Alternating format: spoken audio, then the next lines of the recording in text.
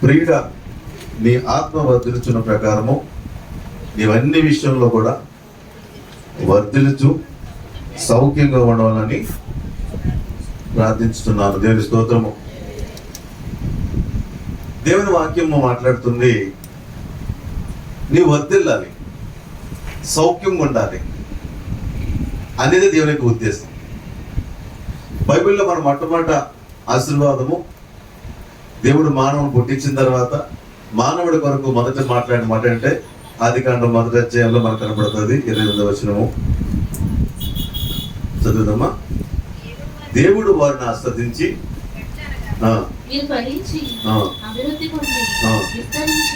భూమిని నిండించి దాన్ని లోపరుచుకొనుడి, సముద్రపు చేపలను ఆకాశ పక్షులను భూమి మీద ప్రతి జీవిని ఏలుడని చెప్పాను. దేవుడి ఆశీర్వాదం, నువ్వు ఫలించాలి, అభివృద్ధి చెందాలి, విస్తరించాలని దేవుని ఉద్దేశం. మొట్టమొదటి ఆశీర్వాదం దేవుడి నోట నుంచి మొదటి మాట నీ కొరకు, నా కొరకు, అందరి కొరకు. ఈ భూమి మీద పుట్టిన ప్రతి మానవుడి కొరకు దేవుడు తన హృదయంతో మాట్లాడుతున్న మాట ఏంటంటే నువ్వు ఫలించాలి, అభివృద్ధి చెందాలి, విస్తరించాలి అనే దేవుని ఉద్దేశం. కాబట్టి దేవుని బిడ్డలుగా ఒక మంచి ఆశీర్వాదాన్ని దేవుడు మనకి ఇస్తున్నాడు. కానీ చాలా మంది జీవితాల్లో ఆశీర్వాదానికి దూరంగా ఉంటున్నారు. అది రోజున దేవుని వాక్యం ధ్యానిద్దాం. దేవుని స్తోత్రము. ఒక మంచి వాక్యము, ప్రియుడాన్ని ఆత్మ వర్ధిల్చున్న ప్రకారం నువ్వు అన్ని విషయాల్లో వర్ధిల్చు సౌఖ్యంగా ఉండాలని దేవుని యొక్క ఉద్దేశం. అలాగే ఫలించి అభివృద్ధి చెందాలి, విస్తరించాలని దేవుని యొక్క ఉద్దేశం. ఇంకొక మాట చూసుకుందాము. యోహాను సువార్త 15వ అధ్యాయము 8వ వచనం కూడా చూద్దాము. మీరు బహుగా ఫలించడం వలన నా తండ్రికి మహిమ కలుగుతుందట. మనం అభివృద్ధి చెంది ఫలిస్తూ ఉంటే అది దేవునికి మహిమ. కాబట్టి యేసు ప్రభు రక్తంలో కడగబడి ఆయన బిడ్డగా జీవించిన నీవు ఎలా ఉండాలంటే దినదినమో కూడా అన్ని విషయాల్లో కూడా, అది ఒకటేమీ కదా, అన్ని విషయాల్లో కూడా నువ్వు అభివృద్ధి చెందాలి. అభివృద్ధి చెందడం అనేది ఒక 4 భాగాల కింద మనం చూసుకుందాం. ఒకటి, నువ్వు ఆత్మలో వర్ధిల్లాలి. ఇక్కడ వాక్యం చెప్తుండే, ప్రియుడా నీ ఆత్మ వర్ధిల్చున్న ప్రకారం మన ఆత్మలో వర్ధిల్లాలి. నెంబర్ 1. నెంబర్ 2, నువ్వు మానసికంగా అభివృద్ధి చెందాలంటే ఏంటి? మానసికంగా నువ్వు సంతోషంగా ఉండాలి. మనసులో ప్రశాంతత, నెమ్మది లేకుండా లోకంలో ఏమున్నా కూడా అది అనుభవించలేము, ఆనందించలేము కదా. కాబట్టి రెండవ ఆశీర్వాదం, రెండవ ఎదుగుదల ఏంటంటే నువ్వు మానసికంగా ఆనందించాలి, సంతోషించాలి. మూడవది ఏంటంటే నువ్వు శారీరకంగా ఆరోగ్యపరంగాను హెల్తీగా ఉంటావు అనేది అభివృద్ధి చెందాలి. 4వ విషయం ఏంటంటే ఆర్థికంగా. కాబట్టి నువ్వు ఆర్థికంగా అభివృద్ధి చెందాలి, శారీరకంగా అభివృద్ధి చెందాలి, మానసికంగా అభివృద్ధి చెందాలి, నువ్వు ఆత్మీయంగా అభివృద్ధి చెందాలి. కానీ దేవుని వాక్యం మాట్లాడుతూ ఆర్డర్ ఏంటంటే మొదట నువ్వు ఆత్మలో అభివృద్ధి చెందాలి. నువ్వు ఆత్మలో అభివృద్ధి చెందకుండా ఇవన్నీ రావాలంటే మాత్రం రావు. మనం ఆరాధించే దేవుడు ఒక క్రమశిక్షణ కలిగిన దేవుడు, ఆయన పరిశుద్ధుడైన దేవుడు. మనం ఈ ఆర్డర్ని ఎక్కడి నుంచి కోరుకుంటామంటే మొదట మాకు ఆర్థికంగా బాగుండాలండి, రెండవది మాకు శారీరకంగా ఆరోగ్యంగా ఉండాలి, హెల్తీగా ఉండాలండి, మూడవది మనసులో ప్రశాంతత కావాలండి, 4వది చూద్దాం ఏంటి? ఆత్మల అభివృద్ధి. కాబట్టి మనం ఆరాధించడం అలా ఇవ్వడు, గుర్తుపెట్టుకోండి. మనం ఆరాధించే దేవుడు ఇప్పుడు కూడా క్రమపద్ధతి ఏంటంటే నువ్వు ఆత్మలో అభివృద్ధి చెందినప్పుడే మిగిలిన ఒకటి కిందకి వస్తాయి. కాబట్టి చాలా మందికి సత్యం తెలియక వాళ్ళు అడుగు నుంచి ప్రయత్నం చేస్తున్నారు, వాళ్ళు అక్కడే ఆగిపోతున్నారు. వాక్యం చూసుకుందాము. ఇంత గొప్ప దేవుడు అంటే మనం ఆరాధించే దేవుడి గురించి చాలా విషయాలు ఉన్నవి. 1-2 మాత్రం ప్రస్తావిస్తున్నాను. తిమోతి రాసిన మొదటి పత్రిక 6వ అధ్యాయము 15వ వచనం. ఒకే ఒక మాట ఉండొచ్చు, మంచి మాట అది.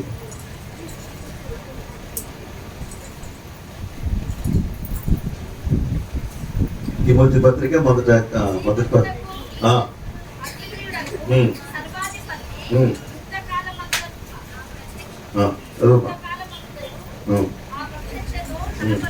దేవుడి స్తోత్రము.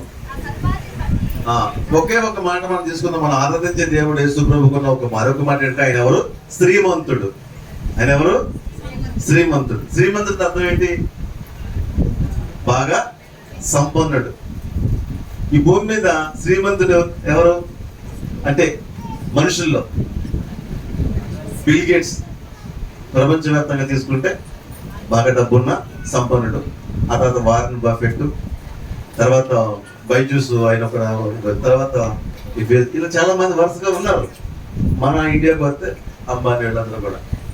ఇప్పుడు మొత్తం ఓవరాల్ గా తీసుకుందాం, విశ్వమంతులు తీసుకుందాము. ఎవరు శ్రీమంతుడు ఇప్పుడు అందరి మీద? అవును కదా, మనం ఆరాధించే దేవుడి పేరేంటి? శ్రీమంతుడు. అటువంటి గొప్ప దేవుని మనం ఎవరము? ఆయన బిడ్డలము. ఆయన బిడ్డలమైన మనము దీనస్థితిలోనూ పేద స్థితిలోనూ ఉండడానికి ఇష్టము కాదు. నువ్వు అలా ఉండటం వలన ఆయనకి మహిమ రాదు. నువ్వు ప్రభుని నమ్ముకుని నువ్వు పేదరికంలో ఉండడం అనేది దేవుడి చిత్తము కాదు. చాలా మంది ఒక విషయంలో అనుకుంటారు, దేవుడు పేదరికాన్ని ఇష్టపడని అనుకోవచ్చు. అర్థమైంది, ధనవంతుడికి శత్రువు కాదు. కాబట్టి దేవుడు నిన్ను హెచ్చించాలని ఎదురు చూస్తున్నాడు. ప్రతి క్షణంలో కూడా హెచ్చించాలనే ఎదురు చూస్తున్నాడు. వాక్యం చెప్తుంది, నేను ధనవంతుడిగా చేయడం కానీ ఏమయ్యాడు? దరిద్రుడు అయ్యాడు. కాబట్టి నమ్మదగిన దేవుడైనా ఇంత గొప్ప దేవుడిని కలిగి ఉన్నాము, సకలాశీర్వాదములకు కారణభూతులు యేసుప్రభువుని కలిగి ఉన్న మనము ఎందుకు అభివృద్ధి చెందలేకపోతున్నాము అనేది కొన్ని విషయాలు ఈ పూట కొన్ని ధ్యానము చేద్దాం. దేవుడిచ్చే ప్రతి ఆశీర్వాదానికి కూడా షరతులు ఉంటాయండి. షరతులు లేకుండా దేవుడి ఆశీర్వాదము ఇవ్వడు. గుర్తుపడి షరతు అంటే ఏంటి చెప్తానండి. యేసు ప్రభు తిరిగినప్పుడు అన్య రీతిగా ఉన్న కథలు, ఆ పురాణాలు నాకు బాగా తెలుసు, కొంతవరకు తెలుసు, విన్నా బట్టి. ఒక రాక్షసుడు అనబడిన వ్యక్తి దేవుడు అనే వ్యక్తికి ఒక తపస్సు చేస్తుంటే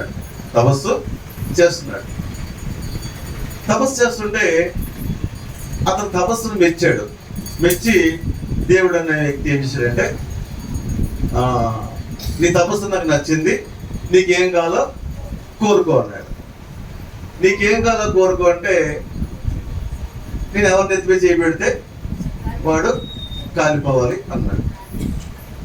నేను ఎవరు విమర్శించలేదు, గుర్తుపెట్టుకోండి. నేను ఎవరిని ఎత్తిపై చేయబెడితే వాడు పాడైపోవాలి అనుకునే మనసు సరైందేనా? కాదు కదా. అంటే అతని మనసు సరిలేనప్పుడు అతనికి ఏం కావాలో కోరుకోకూడదు. అర్థమవుతుందా? అతని మనసు సరిలేనప్పుడు నీకు ఏం కావాలో కోరుకో అంటే చాలా ప్రమాదం సంభవిస్తుంది. అర్థం చేసుకోండి. అంటే దేవుడు నీకు ఏది కాదు అడుగు ఇస్తాను అనట్లేదు, ఇస్తాను. ముందుగా కొన్ని షరతు ఉంటుంది. మనం ఆరాధించే దేవుడు ఒక ప్రత్యేకత ఏంటంటే, ప్రతి ఆశీర్వాదం నువ్వు కలిగి ఉండాలంటే దానికి ఒక షరతు అనేది ఖచ్చితంగా ఉంటుంది. అందుకే దేవుడు చెప్తుంది, ఆత్మలో అభివృద్ధి చెందినప్పుడు మాత్రమే ఇవన్నీ వస్తాయి. అంటే నువ్వు ఆత్మలో అభివృద్ధి చెందితే ఏది మంచితో ఏది చెడు నీకు ఖచ్చితంగా తెలుస్తుంది.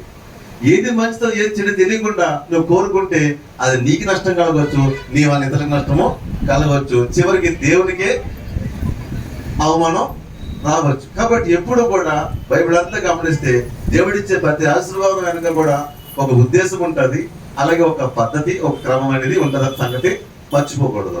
దేవుడు మన పట్ల ఉద్దేశంలో కొన్ని విషయాలను గమనిద్దాము.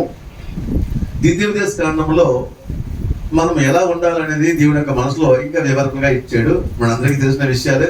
ద్వితీయోపదేశ కాండము 28వ అధ్యాయంలో మనం గమనిస్తూ ఉంటే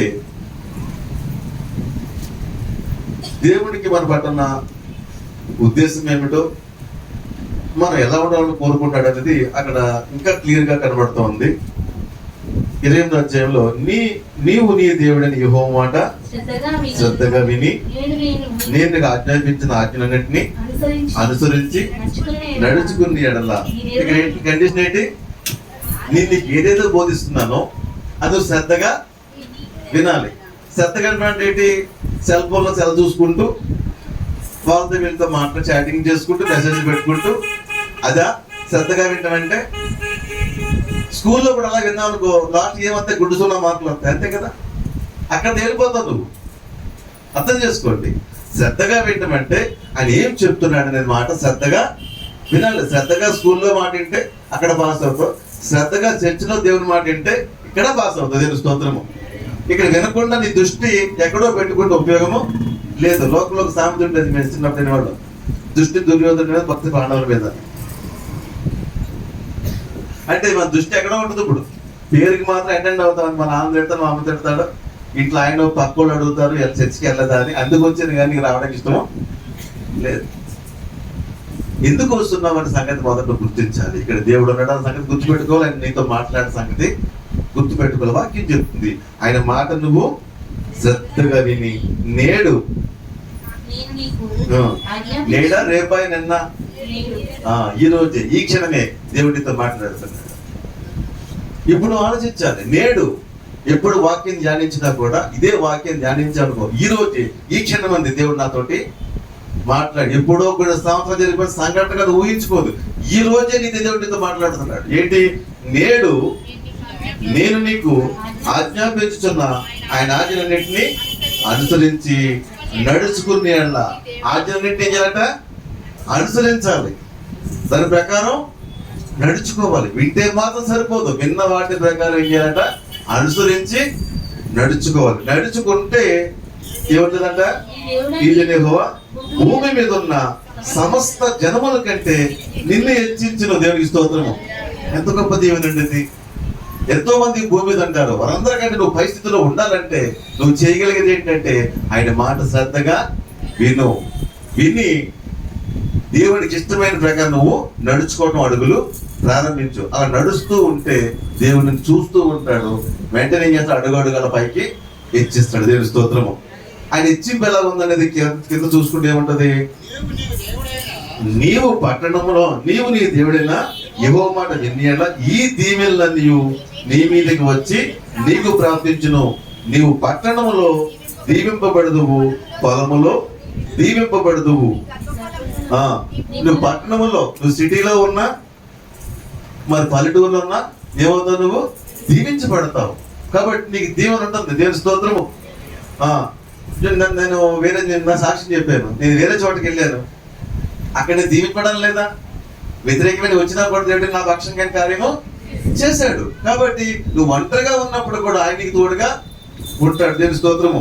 తర్వాత నీ గర్భఫలము, నీ భూఫలము, నీ పశువుల మందలు, నీ దుఃఖితెద్దులు, నీ గొర్రె మేకల మందలు దీవింపబడును. ఇక్కడ అన్నప్పుడు అనుకోవచ్చు, ఒకవేళ నాకు గొర్రెలు మేకల్లో ఏమీ లేవు అనుకోవచ్చు. ఆ కాలం నాటి కొంచెం మాటలు రాసేటప్పటికి ఈ రోజు నీ వ్యాపారం ఏమిటో దాంట్లో నువ్వు అభివృద్ధి చెందుతావు. దేవుని స్తోత్రము. నీ వ్యాపారం ఏదైనప్పటికీ దాంట్లో నువ్వు అభివృద్ధి చెందుతావు. కాబట్టి వాక్యాన్ని అక్షరానుసారంగా తీసుకోవద్దు. ఈరోజు అక్షరానుసారంగా తీసుకుని వివాదాలు పెట్టే చాలా మందికి సమస్యలు కనబడతాం. అక్షరానుసారంగా తీసుకుని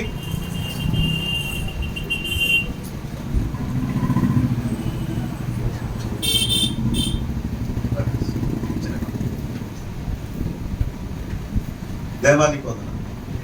చూడండి, అక్షరానుసారంగా తీసుకుని చాలా మంది ఈ రోజు చాలా వివాదాలు తెస్తున్నారు. యూట్యూబ్లో అవి కూడా అనవసరంగా వ్యర్థంగా యూట్యూబ్ చూడటం కానీ చూసి వివాదాల్లోకి వెళ్ళకండి. అర్థమవుతుందా? మీకేం డౌట్ ఉంటే మమ్మల్ని అడగండి, వివరిస్తాము. అలా అందరికి ఇలా కాంట్రవర్సీ చేసి గొడవలు పెట్టే వాళ్ళు చూస్తూ అస్సలు చూడకండి. మరి చెప్తున్నాం, వాళ్ళకి ఏంటంటే డబ్బు సంపాదన ఎక్కువైపోయింది. ఈ రోజున ధనాపేక్ష ఎక్కువైపోయి యూట్యూబ్లో ఎక్కువ మంది సబ్స్క్రైబర్ పెంచుకోవడం కోసం, దాని ద్వారా డబ్బులు రాబట్టుకోవడం కోసం ఏదో ఒక వివాదాన్ని గుర్తించడం, ఆ వివాదాల్లోంచి వాళ్ళు డబ్బు సంపాదించాలన్న ప్రయత్నం చేస్తాం. అలాంటి మీరు ప్రోత్సహించద్దు. అలాంటి వాటిని సబ్స్క్రైబ్ కూడా చేయకండి. వంట చేసుకుంటూ డిలీట్ చేసుకోండి. అర్థమవుతుందా? వివాదాలు సృష్టించే వాళ్ళు, వాక్యంతో ఆటలాడే వాళ్ళు, ఎవరితో సహవాసం చేయకండి, వాళ్ళతో సంబంధం పెట్టుకోకండి. అర్థమవుతుందా? దేవుని స్తోత్రం. కాబట్టి ఇక్కడ నీ గర్భఫలము, నీ భూఫలము, నీ పశువుల మందలు, కుటెద్దులు, నీ గొర్రెల మేక మందలు దీవించబడి. అంటే నువ్వు చేస్తున్న వ్యాపారం ఏదైనప్పుడు కూడా దానిలో నువ్వు దీవించబడతావు. నీ గంపయు పిండి పిసి తొట్టెయు దీవించబడును. కాబట్టి నీ ఆహారంలో, నీ ఆహారం ఎప్పుడు సమృద్ధిగా ఉండదు, ఎప్పుడు నిండుగా ఉండదు. ఇల్లంతా కూడా ఎప్పుడు కూడా ఆహారానికి ఇది లేదు అది లేదు అనే కొద్దిగా ఎప్పుడు కూడా రాదు. దేవుని స్తోత్రము. తర్వాత నువ్వు లోపలికి వచ్చినప్పుడు దీవించబడదువు, వెలుపలికి వెళ్ళినప్పుడు దీవించబడదు. దేవుని స్తోత్రము. కాబట్టి లోపలికి వచ్చినప్పుడు అంటే నువ్వు ఇంట్లో రాగానే ఇంట్లో సంతోషంగా ఉంటది, ఇల్లంతా హ్యాపీగా ఉంటది, ఇంట్లో కూడా దీవించబడతావు. లోపల సామెత ఉంటది, ఇంట్లో ఈగల మాత, బయట అలా కూడా ఉండకూడదు కదా. బయట ఈగల మాత, ఇంట్లో వాళ్ళకి మాత్రం ఉండకూడదు. ఎలా ఉంటుంది? రెండు సమానంగా. ఏం చెప్తున్న వాక్యము? నువ్వు ఇంట దీవించబడాలి, బయట అంటే నీకు ఇంట బయట అక్కడ గౌరవం ఉండాలి. ఇంట బయట కూడా గణపరిచిగా ఉండాలి. దేవుని స్తోత్రం. అర్థమవుతుంది మాట. కాబట్టి నువ్వు ఉద్యోగం చేస్తున్నావో, వ్యాపారం చేస్తున్నావో, నువ్వు బయట ఏ పనికి వెళ్తున్నావో బయట నీకు గౌరవంగా ఉండాలి, నీ ఘనత వాళ్ళు నేను గౌరవంగా వారు చూస్తారు. అలా ఇంటికి వస్తే ఇంట్లో పడి గౌరవము దక్కాలి, గౌరవంగా అలాంటి ఘనత నీకు ఇస్తాను. దేవుని స్తోత్రం. కాబట్టి ఇంట బయట కూడా నువ్వు గౌరవంగా ఉంటావని దేవుడి వాక్యం ద్వారా మాట్లాడుతున్నాడు. తర్వాత ఏం చెప్తున్నాడు? నీ మీద పడే శత్రువులు వాటికి చేరి వారొక త్రోవను నీ మీదకి బయలుదేరి వచ్చి ఏడలా త్రోవలు నీ ఎదుట నుండి పారిపోవుదురు. హల్లెలూయా. ఎవరైనా మనకు అది కదా కీర్తన పెట్టాల్సి వచ్చినా ఏదైనా సృష్టించాలంటే వస్తారు, ఒక త్రోవలోంచి ఎలా పారిపోతారట, 7 త్రోవల్లోంచి పారిపోతారు. ఇట్లా చెప్పి సాక్ష్యం ఉంది కదా. ఏదో కీడి చేద్దాం అనుకున్నారు, మరి ఏమయ్యారు? వారే పారిపోయారు, తల దించుకున్నారు. దేవుడి స్తోత్రము, దేవుడు గొప్పవాడు. హల్లెలూయా. కాబట్టి ఆ రీతిగా మన జీవితంలో ఎవరు ఏ హాని తలపెట్టాల్సినారో హాని ఏది కూడా నీ మీద పని చేయదు. వచ్చిన వారే 7 త్రోవల్లో పారిపోతారని దేవుని వాక్యము సెలవిస్తా ఉంది. ఇంకా మనం ముందుకెళ్దాం. నీ కొట్లలో నీ చెడు ప్రయత్నములన్నిటిలోనూ నీకు దీవెన కలుగునట్లు యెహోవా ఆజ్ఞాపించును. నీ దేవుడైన యెహోవా నీకు ఇచ్చుచున్న దేశంలో ఆయన నిన్ను ఆశీర్వదించును. నీవు నీ దేవుడైన యెహోవా ఆజ్ఞను అనుసరించి ఆయన మార్గంలో నడుచుకుని ఎడల యెహోవా నీకు ప్రమాణం చేసినట్లు ఆయన తనకు ప్రతిష్ఠ జనముగా నిన్ను స్థాపించును. భూప్రజలందరూ యెహోవా నామమును నీవు పిలువబడుచుండుట చూచి నీకు భయపడుదురు. మరియు యెహోవా నీకు ఇచ్చేదని నీ పితరులతో ప్రమాణం చేసిన దేశమును యెహోవా నీ గర్భఫల విషయంలోను, నీ పశువుల విషయంలోను, నీ నేల పంట విషయంలోను నీకు సమృద్ధిగా మేలు కలుగజేయును. ఒక మాట చూద్దాము, చాలా విషయాలు ఉన్నాయి. గురు ప్రజలందరూ కూడా యెహోవా నామమున నీవు పిలువబడుట చూచి నీకు భయపడతారు. దేని స్తోత్రము. ఎందుకు ఇంత చెప్పిన సాక్ష్యం దానికి మ్యాచ్ అయిపోతుంది ఎక్కువగా అనుకోకుండా. ముందు ఆఫీసర్ నా గురించి ఏదో మాట్లాడాడు, పక్కన ఉన్న పెద్ద ఆఫీసర్ చెప్పాడు. ఆయన నా ఫేస్బుక్ చూస్తుంటాడట, మన చర్చలో చెప్పే వాక్యం వింటుంటాడట. ఆయన ఫారెస్ట్ ఆఫీసర్ ఆ పక్క ఆయన చెప్తున్నాడు, ఆయన ఫాస్టర్ గారు ఆయన మెసేజ్ వింటారు కరెక్ట్ పర్సన్ అంటే ఆయన చెప్పడం బట్టి అధికారి ఏం చేశాడు, వెంటనే ఆలోచన మార్చుకుని న్యాయం వైపు తిరిగి వైపు ఒకటే మాట అన్నాను, ఇక్కడ మీరు లెక్క చెప్పకపోయిన పైవాడికి లెక్క చెప్పాలి. దేవునికి భయపడి దేవుని స్తోత్రం. అంటే ఎవరి నామం అంటే ఏం చెప్పాడైనా వాక్యం చెప్తుంది, యెహోవా నామమున యెహోవా ఇక్కడ మిస్ అయ్యి మనం యెహోవా నామ భూపద యెహోవా నామమున నీవు పిలువబడి చూచి నీకు భయపడి. ఎవరి నామమున? యెహోవా. అది యేసయ్య నామం, అంతేనా? కాబట్టి ఆయన పేరు చెప్పుకున్నట్లు నువ్వు సిగ్గుపడదు. చాలా మంది యేసు ప్రభు పేరు చెప్పుకోవడానికి సిగ్గుపడతా ఉంటారు. ఏదో నాకేదో అవమానం కలుగుతుంది అనుకోవద్దు. ఆయన పేరు చెప్పి నువ్వు జీవించగలిగితే, ఆయనలాగా నువ్వు జీవించగలిగితే నీకు ఘనతే కలుగుతుంది, కానీ నీకు అవమానము రాదు, నీకు జయమే కలుగుతుంది, అపజయము రాదు. ఈ సత్యాన్ని మర్చిపోకండి. చాలా మంది ఆయన పేరు సిగ్గుపడతా ఉంటారు. సిగ్గుపడే పని చేయకండి. దేవుని స్తోత్రం. ఇంకా ముందుకు వెళ్ళిపోదాం. మరియు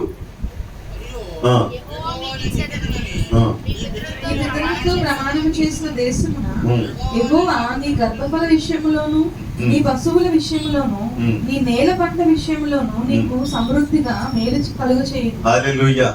సమృద్ధి సమృద్ధి సమృద్ధి దేనికి? దరిద్రతకు వ్యతిరేక పదం అది, అంతే కదా. అంటే దరిద్రం అనేది ఉండదు, ఎప్పుడు కూడా ప్రతిదీ సమృద్ధి కలిగి నువ్వు ఉంటావు. దేవుని స్తోత్రం. ఇంకా ముందుకు వెళ్దాం. యెహోవా నీ దేశము మీద వర్షము దాని కాలమందు కురిపించుటకును, నీవు చేయు కార్యముల అంతటిని ఆశీర్వదించుటకును ఆకాశమున తన మంచి ధననిధిని తెరచును. దేవునికి స్తోత్రం. అంటే ఏ కాలం మంది ఏం జరగాలి నీ కుటుంబంలో, నీ జీవితంలో అవి జరుగుతూ ఉంటాయి. కాబట్టి నీకు సమృద్ధి కావడానికి పైనుంచి సహాయం ఎప్పుడు కూడా నీకు అందుతూ ఉంటది. దేవుని స్తోత్రం. ఇంకా ముందుకు వెళ్ళిపోదాం. నీవు అనేక జనములకు అప్పు ఇచ్చేదేవు గాని అప్పు చేయవు. దేవునికి స్తోత్రం. అనేక మన దేవుడు ఏమనుకుంటాడు, దేవుని మనసులో మాట్లాడి అనేకలకి ఏమన్నట, నువ్వు అప్పు ఇస్తావు కానీ అప్పు చేయవు. అటువంటి పరిస్థితి నీకు ఇస్తాను. దేవుని స్తోత్రం. కాబట్టి దేవుని మనసులో ఉద్దేశమే గొప్పది. ఇదంతా చేయాలంటే మనం ఏం చేయాలి? ఆయన మాటకు శ్రద్ధగా వినాలి, దాని ప్రకారం మనం నడుచుకోవాలి. దేవుని స్తోత్రము.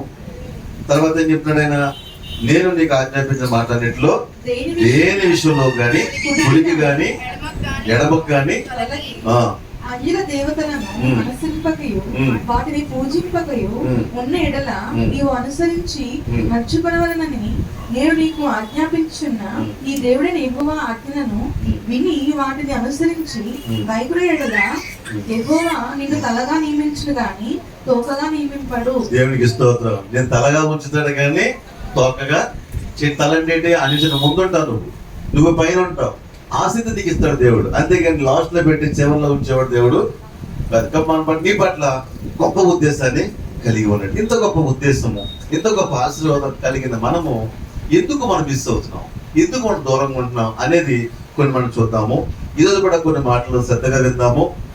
అవి మనం మ్యాక్సిమం చేయగలిగితే, అంటే చాలా ఉన్నాయి, ఒకటి రెండు మనం చెప్పుకుని దాని విషయంలో మనం వెళ్తాం. చాలా మంది జీవితాల్లో ఎందుకు అభివృద్ధి చెందలేకపోతున్నారు అనేది మనం చూస్తే, నేను బైబిల్లో ఒక ఆర్డర్ ప్రకారం కొన్ని నేను తీసుకున్నాను ధ్యానంలోని. అభివృద్ధి చెందని వారు ఒక బ్యాచ్, అభివృద్ధి చెంది మళ్ళీ వెనక్కి వెళ్ళిపోయిన వాళ్ళు ఒక బ్యాచ్, కంటిన్యూగా అభివృద్ధి చెందిన ఒక బ్యాచ్. నేను 3 బ్యాచ్ల కింద ధ్యానం చేశాను. మనకు టైం లేదు. ఒకటేంటి, ఇంకా అభివృద్ధి లేదు వారి జీవితంలో. రెండోది ఏంటి, అభివృద్ధి చెంది వెనక్కి వచ్చేసారు. మూడో బ్యాచ్ ఏంటంటే ఫస్ట్ నుంచి కూడా ఒక ఆర్డర్ ప్రకారం అభివృద్ధి చెంది చివరి దాకా ఆ బ్లెస్సింగ్ కొనసాగింది. ఏది ప్రాముఖ్యమైంది? చివరి దాకా కొనసాగాలి. అర్థమైందా? ఇది అసలు అభివృద్ధి చెందకపోతే దేవుని మహిమ కాదు, మళ్ళీ అభివృద్ధి చెంది మనం పడిపోయినా దేవునికి మహిమ కాదు. అభివృద్ధి క్రమముగా నువ్వు పైకి వెళ్ళాలి. దేవుని స్తోత్రము. అది దేవుడు కోరుకుంటున్నాడు. అలా ఒకటి మనం కొన్ని చూసుకుంటే కనుక, నేను త్వరగా చెప్పుకెళ్ళిపోతున్నాను, తర్వాత ధ్యానం చేసుకోండి. బైబిల్లో ఒక వ్యక్తి ఉన్నాడు, ఆయన పేరు రూబేను. ఆయన పేరు రూబేను. అతను ఒక గొప్ప తండ్రికి జ్యేష్ఠ కుమారుడు, మొట్టమొదటి కుమారుడు. బైబిల్ క్రమంలో మన పాత నిబంధన క్రమంలో చూస్తే కనుక జ్యేష్ఠ కుమారుడికి ఒక ప్రత్యేకమైన దీవెన ఉంటుంది. అందులోకి ఈయన ఎవరు కుమారుడు అంటే యాకోబు గారి కుమారుడు. యాకోబు ఎవరంటే దేవుడితో నడిచిన వాడు, దేవుని యొక్క సంకల్పంలో ఉన్నవాడు యాకోబు. అటువంటి వారి గర్భమున ఒక మంచి తల్లి, విశ్వాసురాలు, ప్రార్థనాపరురాలు, దేవుడిని స్తుతించే గొప్ప వ్యక్తి లేయా. ఆ లేయాకు పుట్టిన కుమారుడు ఎవరు? రూబేను. రూబేను జ్యేష్ఠ పుత్రుడు, ఆశీర్వాదంలో మొట్టమొదటి స్థానంలో ఉన్న వ్యక్తి. కానీ రూబేను పరిస్థితి ఏమైందంటే అట్టడుకు వెళ్ళిపోయింది, అభివృద్ధి లేక నాగిపోయింది. కారణము ఏమిటంటే అతనిలో ఒకే ఒక చెడ్డ ఆశ ఉంది, చెడ్డ గుణం ఉంది. ఏంటంటే అతనికి శరీరాశ, కామపు వాంఛలు, కామపు కోరికలు, కామపు ఆలోచనలు. అతని ఆలోచన ఎంతవరకు వెళ్ళిందంటే అతనికి పినతల్లి అవుతుంది. పినతల్లి పక్కలోకి వెళ్ళి పినతల్లిని పాడు చేశాడు. ఎంత ఘోరమైన పాపం అది! అంటే ఒక అక్రమైన సంబంధము, అక్రమైన ఆలోచనలు, అక్రమైన తలంపులు అది నీ స్థితిని దిగజారుస్తాయి. గుర్తుపెట్టుకోండి. రూబేను ఆశీర్వాదానికి మొదట వచ్చిన వ్యక్తి, ఆశీర్వాదం పైన వచ్చిన వ్యక్తి, కానీ ఎక్కడికి వెళ్ళిపోయాడు? ఆశీర్వాదం లేకుండా అట్టడుగు స్థాయికి వెళ్ళిపోయాడు. కారణం ఏంటంటే అతని వరుసగా పినతల్లి, అతని కామవాంఛలు అధికమైపోయి ఎవరు పక్కలో పడుకున్నాడో తెలియకుండానే వెళ్ళి పినతల పక్కలోకి వెళ్ళి పాపము చేసిన వ్యక్తి. తండ్రి మంచాన్ని పాడు చేసిన పాపాత్ముడు ఎవరు? రూబేను. అంటే ఆశీర్వాదంలోకి ఏది ఆటంకం ఉందంటే నీ శరీర తలంపులు, కామపు కోరికలు, కామపు ఆలోచన. దానికి ఒకటే మాట, అక్రమము. ఒకటి చెప్పాడు ప్రభు, అక్రమం చేయవల్ల నా యొద్ద నుండి తొలగిపోతుంది. అక్రమము. ఏది అక్రమము? నీకు పెళ్ళయింది, పరాయి స్త్రీతోటి, పరాయి పురుషుడికి సంబంధం ఏంటి? సార్ నేను అసలు ఏం తప్పు చేయనండి, చాటింగ్ మాత్రం చేస్తానండి. అది తప్పు కదా? అసలు పరాయి పురుషుడు నువ్వు సంబంధం కలిగడం పాపం. వాళ్ళ ఫోన్ నెంబర్లు తీసుకోవటం, వాళ్ళతో ఫోన్లో మాట్లాడటం, ఏంటో సరదా, ఏంటో దొరద, తప్పు కదా అది. ఓ చాటింగ్లు, ఓ టక టక టక కొట్టుకోవడం, గంటలు అయితే అసలు డిలీట్ చేసాడు, మిస్ చేసాడు. ఇది పాపం కదా? ఇది అక్రమం కదా? ఇలాంటి పెట్టుకుంటే నీ దేవున ఎప్పుడు నీటికి వస్తే ఆశీర్వాదము? చర్చిలోకి వచ్చి ప్రార్థన చేస్తున్నా, చర్చిలోకి వచ్చి వెళ్తున్నా, దేవుడు అసలు ఇన్నున్నప్పటికీ కూడా నీ ఆశీర్వాదం నువ్వు అడుగుతున్న స్థితిలో ఉంటావు. కారణము అక్రమము. నువ్వు పక్కన పడుకుని పాపం చేయగలవు, కానీ నీ తలంపుల్లో ఉంటే చాలు అంతే. ప్రభు ఏం చెప్పాడు? మోహపు చూస్తే చాలు, అదే పాపం అన్నాడు అంతే.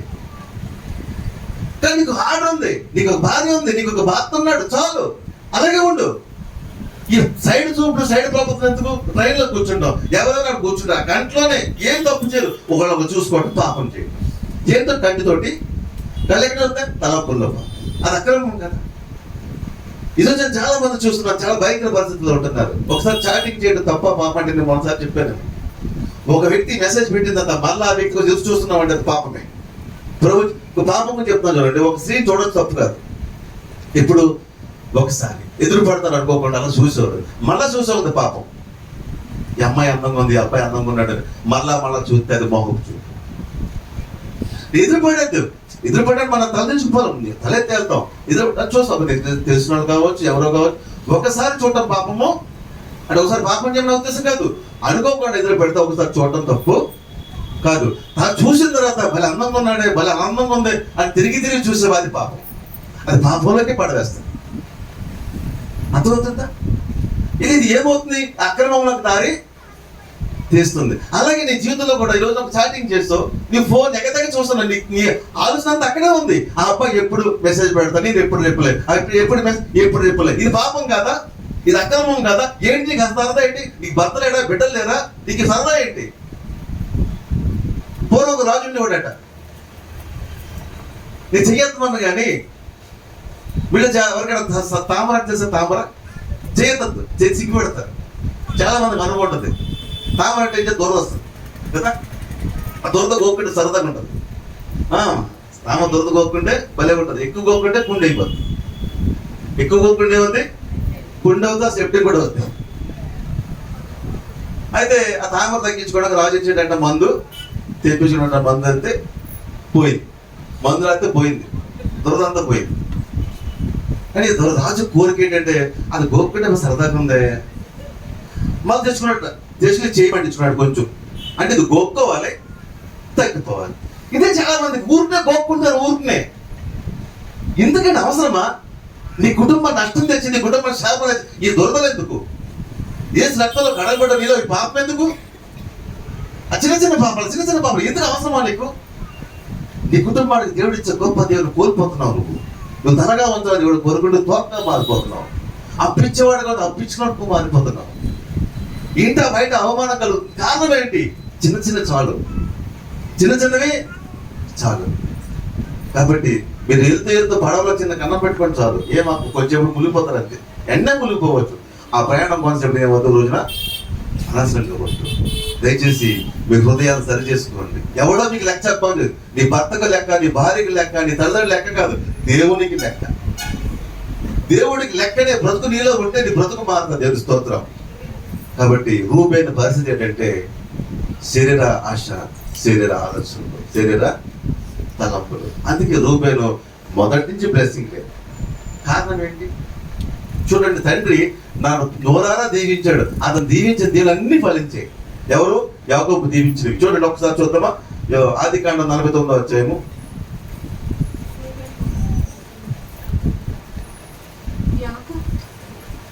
యాకోబు కుమారులారా, కూడి వచ్చి ఆలకించుడి, మీ తండ్రి అయిన ఇశ్రాయేలు మాట వినుడి.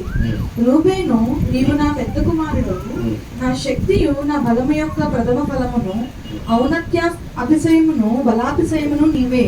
నీళ్ల వలె చంచలుడువై నీవు అతిశయము పొందవు. నీ తండ్రి మంచము మీదకి ఎక్కితివి, దానిని అపవిత్రము చేసితివి, అతడు నా మంచం మీదకి ఎక్కెను. చూడండి, ఇదేమన్నా బ్లెస్సింగ్? ఏమన్నాడు? నీళ్ల వలె చంచలుడువై నీ అతిశయము పొందవు, నీ తండ్రి మంచం మీదకి ఎక్కి దాన్ని అపవిత్రము చేసితివి.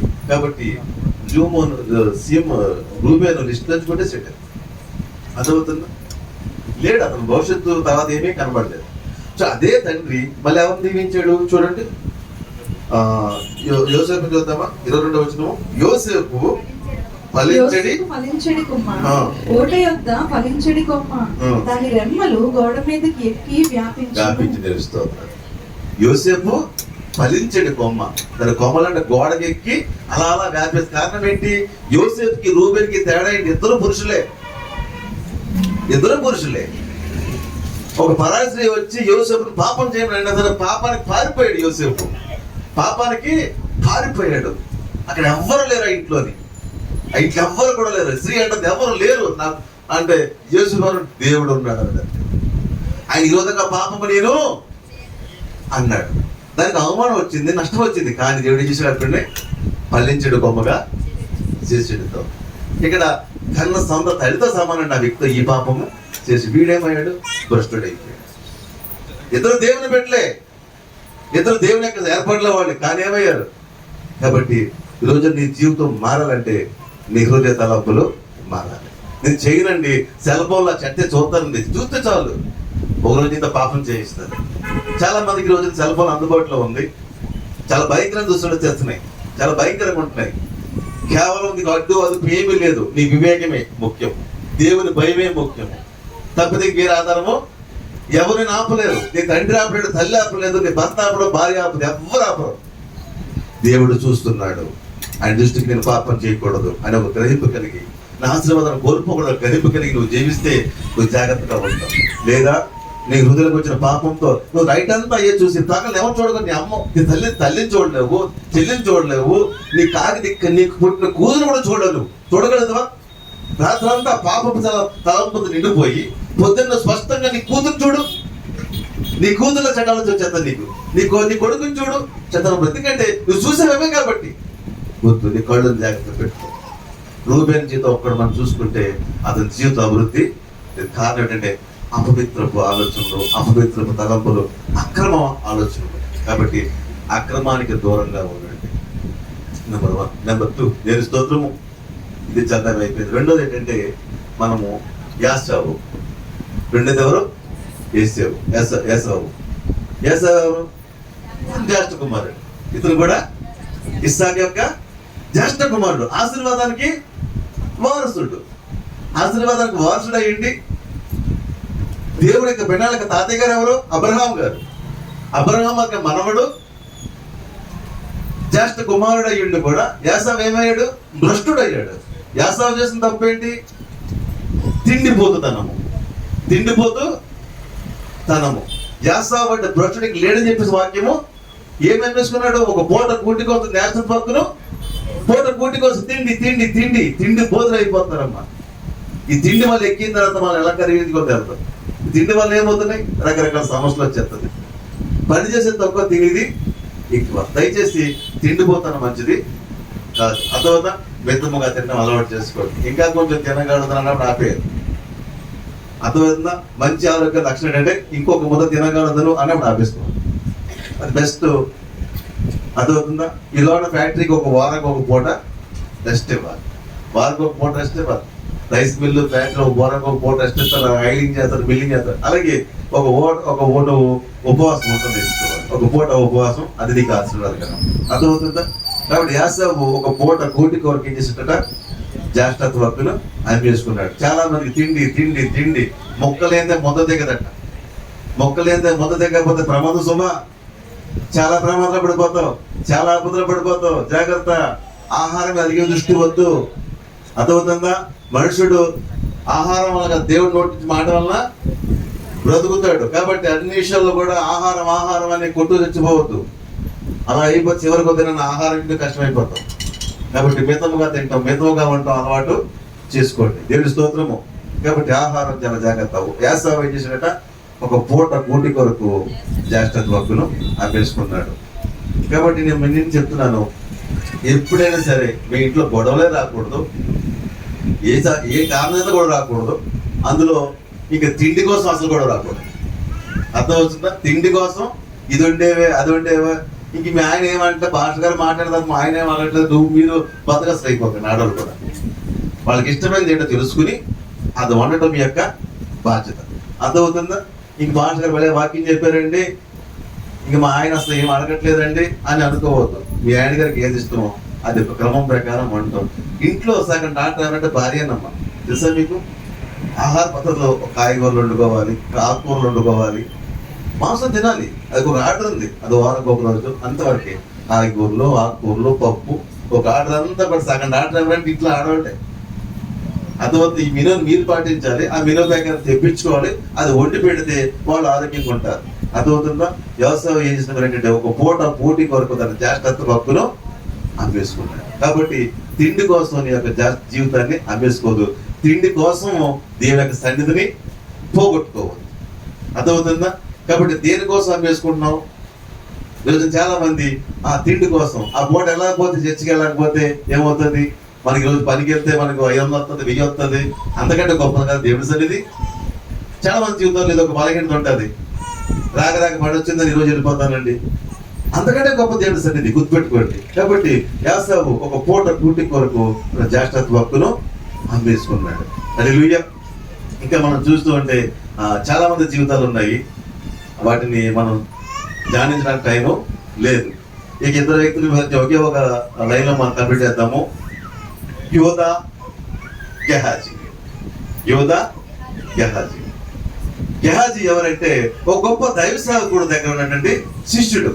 అంటే దేవుని సన్నిధిలో ఉన్నాడు, దేవుని యొక్క కార్యములు చూస్తున్నాడు, దేవుని యొక్క సేవకుడితో నడుస్తున్నాడు. కానీ అతను ఏముంది? ధనాపేక్ష. ఓ డబ్బు సంపాదించిన ధనాపేక్షతోటి తన జీవితంలో కోరుకొని తెచ్చుకున్నాడు. ఎవరు? తన ద్వారా అబద్ధాలు ఆడాడు, మోసం చేశాడు, దైవసేవకుడిని మోసం చేశాడు, అబద్ధం చెప్పాడు. ఆ ధనాపేక్ష పేరిట తను ఆశీర్వాదాన్ని బదులు ఒక ఘోరమైన శాపాన్ని తెచ్చుకున్నాడు. ఎవరు? గెహాజీ. కాబట్టి దేవ చెప్పాలంటే నేను నా ధ్యానంలో ఏలియా తర్వాత ఆ స్థానంలోకి ఎలీషా వచ్చాడు. ఎలీషా గారి స్థానంలోకి ఎవరు రావాలి? గెహాజీ రావాలి. గెహాజీ తన స్థానాన్ని పోగొట్టుకున్నాడు. నయమాను కోల్పోయిన కుష్ఠరోగిని కుటుంబానికి తెచ్చుకున్నాడు. ఈ మాటను బట్టి నేను ఇంకొకటి చెప్తాను. ఇందులో మరొక ఎవరంటే యోధ. ఇతనెవరు? యేసు ప్రభు యొక్క శిష్యుడు.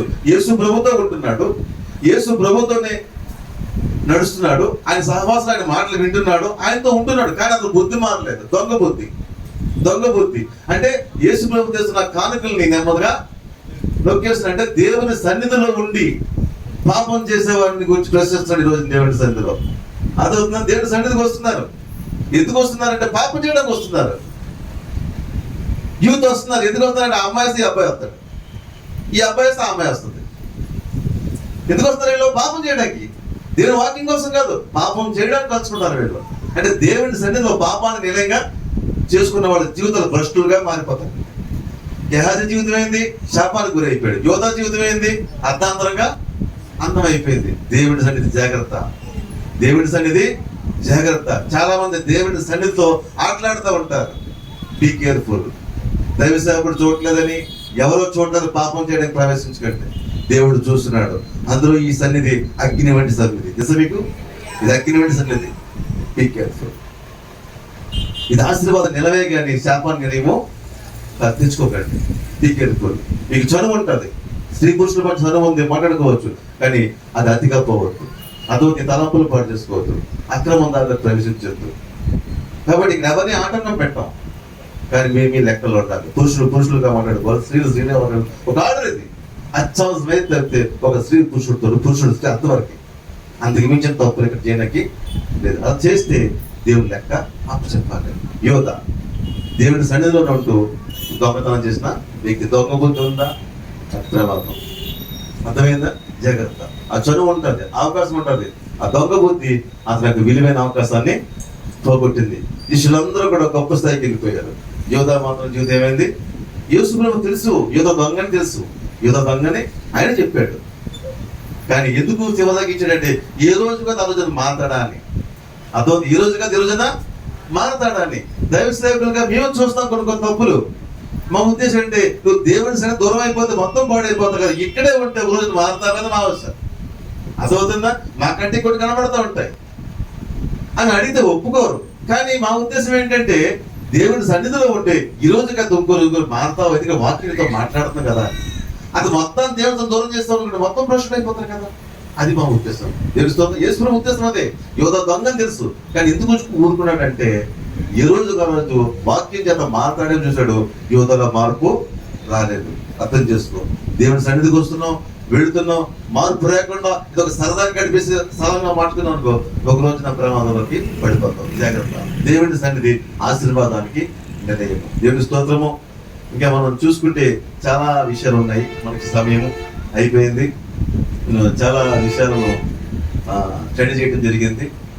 దేవుని చిత్తం అయితే వచ్చే వారం చెప్పుకుందాము. కాబట్టి ఈ రోజున వాక్యం ఏంటంటే దేవుడు నిన్ను గొప్పగా ఆశీర్వదించబోతున్నాడు. దేవుని స్తోత్రం.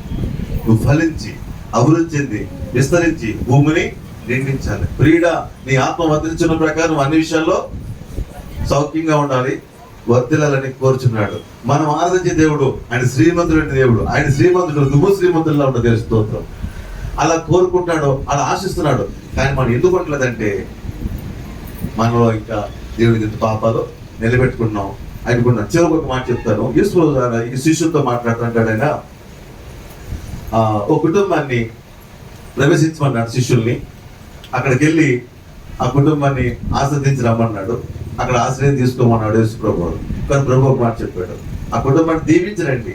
ఆ ఇల్లు యోగ్యమైనది అయితే ఆ ఇంటికి ఆశీర్వాదం వస్తుంది. ఆ ఇల్లు యోగ్యం కాకపోతే ఆశీర్వాదము రాదు, వెనక్కి వచ్చేస్తాట. అంటే దేవుడు ఆశీర్వదించిన, దైవ సేవకుడు ఆశీర్వదించిన ఆశీర్వాదం నీలో ఫలించాలంటే మొదటి ఇల్లు యోగ్యముగా ఉండాలి. ఇల్లుని యోగ్యంగా ఉంచుకోండి. ఇల్లు అంటే రెండు మాటలు ఉన్నాయి, ఇక్కడ రెండు అర్థాలు తీసుకోవాలి. ఒకటి మనం ఉంటున్న ఇల్లు, ఒకటి మనమే దేవుని ఇల్లు. అదవుతుంది, మనమే దేవుని ఇల్లు, మనం ఉంటున్నది ఒక ఇల్లు. మనమే దేవుని ఇల్లు అయితే ఇంట్లోని దేవుని ఆదరించడానికి ఏ పోగేస్తాం? సిగరెట్ పోగేస్తామా? సిగరెట్ పోగే సాధిద్దాం ఆయన్ని. ప్రార్థన ధూపం ఉండాలి, దేవుడి స్తోత్రం. కాబట్టి చాలా మంది హృదయాల్లో ఈ సిగరెట్ ధూపం వేస్తే దేవుడు ఉంటాడా? మేము ఎంతగా ఆశ్రయిస్తే వాళ్ళకి వస్తుంది ఆశీర్వాదము? రాదు కదా. కాబట్టి నీ ఇల్లు, నీ దేహమే దేవునికి ఒక ఇల్లు అయినప్పుడు దాన్ని జాగ్రత్తగా కాపాడుకో, జాగ్రత్త కాపాడుకో. రెండవది, నీ ఉంటున్నది ఒక ఇల్లు, ఆ ఇల్లు కూడా ఎలా ఉండాలి? యోగ్యంగా ఉండాలి. ఇంట్లో దేవునికి విరుద్ధమైనవి ఏవి కూడా ఉండకూడదు. అర్థమవుతుంది? దేవునికి విరుద్ధమైనది ఏవి కూడా ఉండకుండా ప్రయత్నము చెయ్యాలి. కాబట్టి ఇంట్లో ముగ్గురు బాగుంటారు, ఒకరు బాగోలేదు, వారిని బట్టి కూడా దేవునికి ఆశీర్వాదము రాదు కదా. అర్థం చెప్పి నలుగురు ప్రయాణం చేస్తున్నారండి, ముగ్గురు బాగున్నారు, అందులో చిన్నపిల్లాడు. వాడికి ఏం చేశాడంటే జాగ్రత్తగా పడవలని నెమ్మదిగా సూదిలా పొడుతున్నాడు సూదితో. ఇల్లు ఏమవుతుంది? ఆ పడవ ఏమవుతుంది? కొంతసేపటికి ముగ్గురు మంచోడే కదండి. నా మాట చివరి మాటలు, ఒక పడవ నలుగురు ప్రయాణం చేస్తున్నారండి, నలుగురిలో ముగ్గురు కరెక్ట్గా ఉన్నారు, అందులో ఒకడు మాట రకం అది. వాడేం చేస్తాడు? సూదించుకుని చిన్న ఓస్తుంటే పడవ కన్నం పడుతున్నాడు. ఇలా పొడితే ఏమవుతుంది? అందరూ మునిగిపోతారు, అంతే కదా. కాబట్టి ఇంట్లో నువ్వు ఒక్కడు, నీ వల్ల ఇంటికి ఆశీర్వాదం రాకుండా పోతుంది. అర్థమవుతుందా? ఇంట్లో నలుగురు, ఐదురు, ఇద్దరు, అందరూ కూడా ఎలా ఉండాలి? యోగ్యముగా. అప్పుడు నీ ఇల్లు ఆశీర్వాదం నిలయంగా మారుతుంది. కాబట్టి నీ ఇల్లు ఎలా ఉంది ఈ రోజున? ఒకసారి పరీక్షించుకో. నేను చూపించిన మాటలు ఇంకా త్వరగా చెప్పుకుంటే ఎప్పుడు లేస్తున్నావు నువ్వు? వాగ్వాన్ చెప్తుంది ఇంకా కొంచెం పడుకుంటే ఏమొస్తాడు పరిగెట్టుకుని? చెప్పండి అమ్మా, నాకు వినపడలేదు. చెప్పండి అమ్మా, చెప్పండి. అసలు సామెత గమనిద్దాం. ఇంకా కొంచెం నిద్ర. సామెతలు గ్రంథము 24వ అధ్యాయము.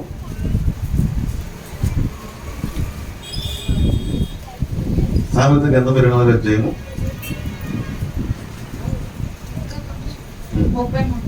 33వ వచనం. ఇంకా కొంచెం నిద్ర, ఇంకా కొంచెం పులుకుబాటు, పరుణుడికై ఇంకా కొంచెం చేతులు ముడుచుకున్నట, వీటి వల్ల నీకు ఏమవుతుందట? దరిద్రత. పరిగెట్టుకు వచ్చేస్తాను, స్లోగా కూడా కాదు. అర్థమవుతుంది? నీ ఇంటికి దరిద్రత వస్తుందంటే నీలో ఉన్న లోపం ఏంటి? నువ్వు లేవకపోవడం వల్ల. నా ఒక్కదాన్ని పడుకుంటే ఇంటి నష్టం ఏంటండి? ముగ్గురు లేస్తున్నారు కదా, ముగ్గురు లేచి బంద్ చేయకుండా ఒక్కదానే పడుకున్నాను. అప్పుడు ఏంటి? చాలు, పడవలో ఒక్కడు చాలు. ఈ పడవలో నువ్వు ఒక్కడు కన్నం పెడితే అందరూ మునిగిపోతారు. అర్థమవుతుందా? పడవలో ప్రయాణంలో కన్నం పెడితే మునిగిపోతారు. నీ ఇంట్లో ఒక్కడ చెడ్డ ప్రవర్తన వల్ల ఇల్లందరూ ఏమవుతుంది? ఒక వ్యక్తి పరిగెట్టుకొస్తున్నాడు. జాగ్రత్త, బీ కేర్ఫుల్. నిన్ను బట్టి ఇంటికి నష్టం ఎలా అనుకుంటుంది? నేను స్తోత్రము. కాబట్టి ఎలా ఉంది అనే ఆలోచన నువ్వు చేసుకోవాలి. ఇంకా చాలా విషయాలు ఉన్నవి, ఇంకా మనం చెప్పుకుంటే ఇంకొకటి కూడా మీకు జ్ఞాపకం చెప్పుకుందాం. ఏంటంటే తర్వాత సామెతలు 16:18.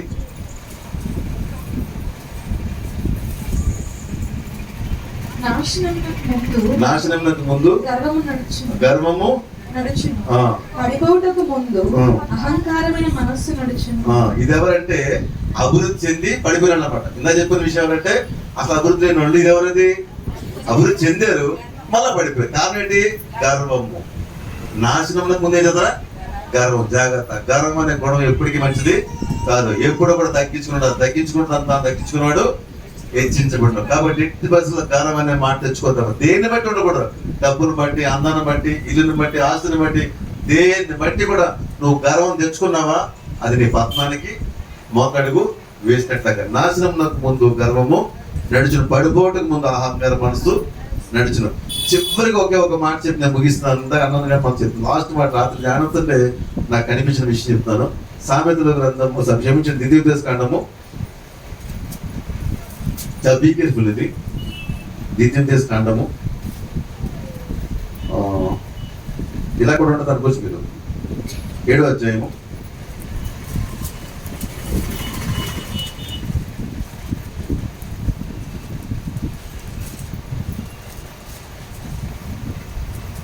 7వ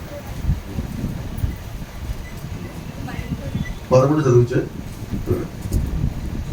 ఆయన నిన్ను ప్రేమించి ఆశీర్వదించి అభివృద్ధి చేసి నీకిచ్చినదని నీ పితరులతో ప్రమాణము చేసిన దేశంలో నీ గర్భఫలమును నీ ద్యూఫలమైన నీ సస్యమును నీ ద్రాక్షరసమును నీ నూనెను నీ పశువుల మందలను నీ గొర్రెల మందలను మేకల మందలను దీవించును. సమస్త ధనముల కంటే ఎక్కువగా నీవు ఆశీర్వదింపబడదువు. నీలో మగవానికే గాని ఆడదానికే గాని గొడ్డుదనం ఉండదు, నీ పశువులనైనా ఉండదు. యెహోవా నీ యొద్ద నుండి సర్వ రోగములను తొలగించి నీ వెరిగి ఉన్న ఐగుప్తులోని కఠినమైన క్షయవ్యాధులన్నిటినీ నీకు దూరపరిచి నిన్ను ద్వేషించు వారందరి మీదకి వాటిని పంపించును. దేవునికి స్తోత్రం. చూడండి మంచి మాట. యెహోవా నీ యొద్ద నుండి సర్వ రోగములను, అందరికి నిరకాయ ఉందా? ఆరోగ్యం అని లేదు, మనం చెప్పుకుంటే పిల్లలు పోలీసు పెట్టదు. అన్ని రోగాలని కూడా తొలగిస్తారట. దేవుని స్తోత్రం. సర్వ రోగము తొలగించి నీ వెరిగి ఐగుప్తులో కఠినమైన క్షయవ్యాధులన్నింటినీ నీకు దూరపరిచి నిన్ను ద్వేషించే వారి మీదకి పంపించదు. ఇక్కడ చాలా ఒక మామికి నేను చెప్తానండి. అంటే ఎవరికి మాట ఇది? దేవుని చేత ఆశ్రయించబడిన వ్యక్తులకి. దేవుని స్తోత్రం. అర్థమవుతుందా? ఎవరైతే ఆశ్రయించబడ్డారో ఈ ఆస్వాదించబడ్డ వారిని కనుక నువ్వు ద్వేషిస్తే, చాలా ఇంపార్టెంట్ విషయం అండి. ఎవరైనా ఒక వ్యక్తి దేవుని చేత ఆస్వాదించబడి వారు అభివృద్ధిలోకి ఉన్నప్పుడు, వారు ఎదుగుతున్నప్పుడు వారిని నువ్వు ద్వేషించడం మొదలు పెడితే ఏమొస్తాయట? సర్వరోగములు క్షయవ్యాధులు వస్తాయి. అర్థమవుతుందా? అంటే ఎదుగుతున్న వారిని, అంటే అభివృద్ధి చెందిన వారిని, ఆశ్రయించబడిన వారిని చూసి నువ్వు దీవించు, నువ్వు దీవించబడతావు. దేవుని స్తోత్రం.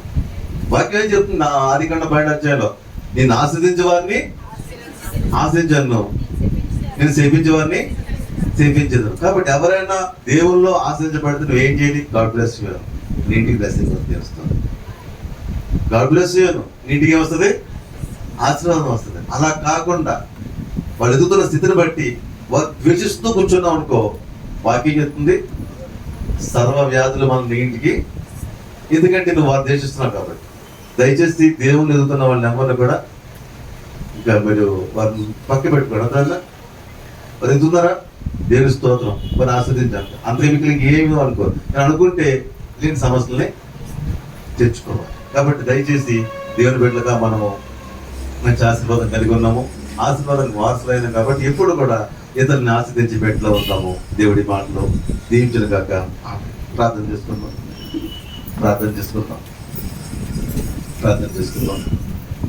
కొద్ది నిమిషాలు అందరూ కూడా దేవుడు ఎంతో గొప్ప దీవెన నీ పట్ల నా పట్ల కలిగి ఉన్నాడు. ఈ సృష్టి ఆరంభంలోనే దేవుడు నిన్ను గొప్పగా ఆస్వాదించాడు. నా కుమారుడా, నా కుమార్తె, నువ్వు ఫలించి అభివృద్ధి చెంది విస్తరించి భూమిని నిండించమన్నాడు. నీ పట్ల దేవుడికి గొప్ప ఉద్దేశం ఉంది. అయితే నువ్వు ఆస్వాదించబడాలంటే మొదట నువ్వు ఆత్మలో అభివృద్ధి చెందాలి. క్రీడా నీ ఆత్మ వర్ధిల్చున్న ప్రకారము నువ్వు అన్ని విషయాల్లో అభివృద్ధి చెంది విస్తరించాలి, నువ్వు ఫలించాలి, సౌఖ్యం ఉండాలని దేవుడు కోరుకుంటున్నాడు. ఇంత గొప్ప వాగ్దానము, ఇంత గొప్ప ఆశీర్వాదము దేవుడి పట్ల కలిగి ఉన్నాడు. అయితే దేవుడు కోరుకునే బట్టిలో నువ్వు ఉండట్లేదు. దేవుని విరుద్ధమైన నీ జీవితంలోకి తెచ్చుకుంటున్నావు. దయచేసి జాగ్రత్త. నీ ఇల్లు ఎలా ఉంది? దేవుని ఆశీర్వాదం నిలయంగా ఉందా? దేవునికి వ్యతిరేకమైన క్రియలు నీ ఇంట్లో కనబడుతున్నాయా? ఒకసారి నువ్వు జ్ఞాపకం చేసుకో. ఒక్కసారి నీ ఇంటికి నీ దృష్టి మళ్ళించు. నీ ఇంట్లో ఏం కనబడుతున్నాయి? ఇప్పటికీ మీ ఇంట్లో హౌసీలు ఆడుతున్నారు, అవునా కాదా? అవి దేవునికి ఇష్టమైనవా? ఒక దైవ సేవలు వచ్చినప్పుడు మీరు జల్దీ పోయి హౌస్ ఆపారంటే దేవుడు చూడలేదా? ఇష్టమైంది మంచిదేది ఎందుకు అవుతావు నువ్వు? దయచేసి జాగ్రత్త. ఒక చిన్న విషయమే కాదు, దేవునికి అర్థమైన వేది వంశంలో నువ్వు దేవుని బిడ్డవయ్యా, దేవుని బిడ్డవమ్మా. స్తుతించే నిలయం నీది. స్తుతించే నిలయముగా ఉండాలి, కానీ అల్లరికి ఆటలతో అది నిలయంగా ఉండకూడదు. జాగ్రత్త. Be careful. దేవుడిచ్చిన నీళ్ళను పవిత్రంగా ఉంచుకుందాం, పరిశుద్ధంగా ఉంచుకుందాం, ఆశీర్వాదం నిలయంగా మార్చుకుందాము. ఈ సరదాలకి సంతోషాలకి అది నిలయము కాదు. నీ సరదా నీ సంతోషం దేవుడితోనే.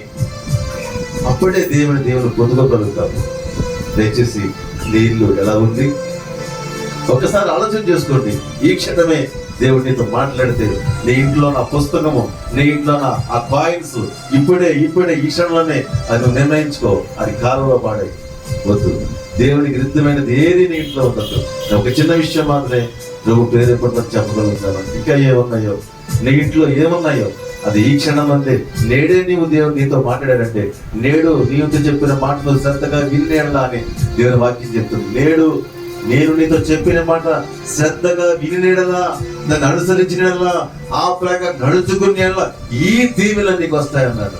ఈ క్షణం అందే దేవుడు నీతో ఏదో మాట్లాడాడో దాన్ని ఆచరించడానికి మాట్లాడు. ఈ క్షణం అందు ఆలోచన చేసుకో, నీ మనసులో నిర్ణయించుకో. ఒకవేళ దేవుడి కింద పాపం చేసావా, దేవుడి కింద భయంకర పాపం చేసావా, సిలువ వద్దకు రా. యేసు ప్రభు నీ పాపంను ఆయన భరిస్తున్నాడు. నువ్వెంత ఘోర పాపమైనా నీ కొరకు ఆ కలవసిలో ఆయన మరణించాడు. నువ్వు పనుల శిక్షణ ఆయన అనుభవించాడు. నీ దోషమును నీ పాపమును కడిగి వేటకు తల నుండి శిరస్సు వరకు ఆయన రక్తాన్ని కార్చాడు. ఈ క్షణం అంతే ఒప్పుకో. ఏ స్థితిలో నువ్వు పడిపోయావో, ఏ స్థితిలో పాపిగా మారేవో ఈ క్షణం అంతే ఒప్పుకో. ఆయన క్షమించే దేవుడు, ప్రేమించే దేవుడు, కనికరించే దేవుడు, ఆశీర్వాదానికి కింద మార్చుతున్నాడు. శాపమును బదులుగా నాశనికి లోకానికి యేసు ప్రభు వచ్చాడు. ఇదంతా ఘోర పాపమైన రూబేను కాలంలో యేసు ప్రభు ఉంటే రూబేను కూడా మారు మనసు పొంది పశ్చాత్తాపడి ఉంటే యేసు ప్రభు తన పాపాన్ని కడిగివేసి రూబేను కూడా దేవుడు దీవించేవాడు.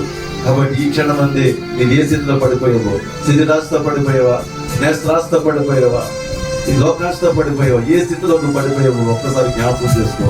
ఈ క్షణం అందే ప్రభు నన్ను క్షమించు నాయనా. ఇదిగో నా కుటుంబంలో నా వల్లే ఆశీర్వాదాలకు దూరం అయిపోతున్నాము, నా వల్లే అని జీవితంలో అనిపిస్తే కనుక ఈ క్షణం అందే దేవుని దగ్గర పశ్చాత్తాపడు, క్షమాపణ కోరుకో. ప్రభు నన్ను క్షమించుకోవా.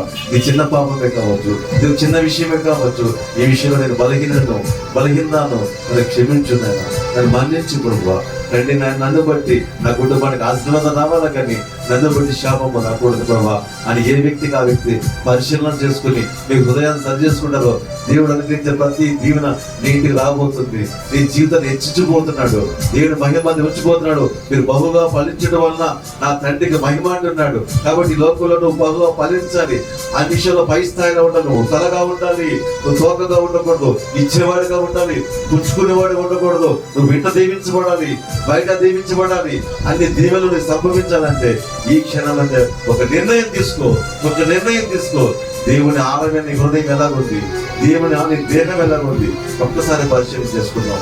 నీ దేవుని బిడ్డ వచ్చేమో వెళ్ళామంటే నీ జీవితంలో మార్పు రాదయ్యా. నీ జీవితాన్ని బట్టి దేవుని మహిమ రావాలంటే, నీ జీవితంలో దేవుని యొక్క చోటు కలగాలంటే ఈ క్షణం అంటే ఒక నిర్ణయం తీసుకో. దేవుడు నీతో చూపుతామంటే ప్రభావాన్ని క్షమించను ఆయన. నా ఇల్లును ఆశీర్వాదకరంగా మార్చుకుంటానమ్మా, నా ఇల్లును ఆశీర్వాదం మార్చుకుంటానయ్యా. ఎవరైతే ఈ సన్నిధిలో ప్రార్థన చేస్తున్నాడు, దేవుడు చూస్తున్నాడు, దేవుడు పరిశీలన చేస్తున్నాడు. ఈ క్షణమైన నా కుమారుడు ఒప్పుకుంటాడా, ఈ క్షణమైన నా కుమార్తె ఒప్పుకుంటాడా, ఈ క్షణమైన మార్పుకు మొదటి వేస్తుందా అని దేవుడు చూస్తున్నాడు. ఒక్కసారి అందరూ కూడా ప్రార్థన చేయండి అయ్యా. అందరూ ప్రార్థన చేయండి. మీరు ధనవంతులుగా ఉండాలి, స్థితివంతులుగా ఉండాలి. ఈ స్థితిలో బాధలు మారాలంటే ఈ క్షణంలోనే వాళ్ళు ప్రభావం క్షమించండి ఆయన. నా పాపం అంతటి రక్తంలో కడుగు ప్రభావ, నా శాపాన్ని సిలువలో విడిచిపెట్టి ప్రభావ. దేవ నా స్థితిని మార్చుకొని ఈ దినం నాతో మాట్లాడినందుకు అన్నాను, ఇప్పుడు నాతో మాట్లాడినందుకు అన్నాను ప్రభావ. నేను తీర్మానం తీసుకున్నప్పుడు ఎన్నటికీ కూడా ప్రభావ నీ మీద పాపం చేయని ప్రభావ నేను క్షమించండి. ఎవరైతే సిద్ధపడుతున్నారో ఈ క్షణంలో దేవ ఆశీర్వాదానికి వారసులు అవుతున్నారు. దేవానికి స్తోత్రం నాయన. హృదయాలు ఇతర వాక్యాన్ని ఫలించండి, అభివృద్ధి అనుగ్రహించండి. ఈ కుటుంబాలన్నింటికి ఆరోగ్యము, ఆయుష్, బలము, దయచేసి మీరే మహిమ పొందని యేసు క్రీస్తు నామములో ప్రార్థించి అడిగి పొందుతున్నాను. అలాగే ప్రార్థన చేస్తున్నాను. ధనాపేక్షలో పడిన ఆ యూదావళి నీవుంటావా, స్త్రీ మోహములో పడిన ఆ రూబేవళి నీవుంటావా, ధనాపేక్షలో పడిన ఆ గెహజీ నీవుంటావా, స్త్రీ మోహములో పడిన ఆ సంసోని నీవుంటావా.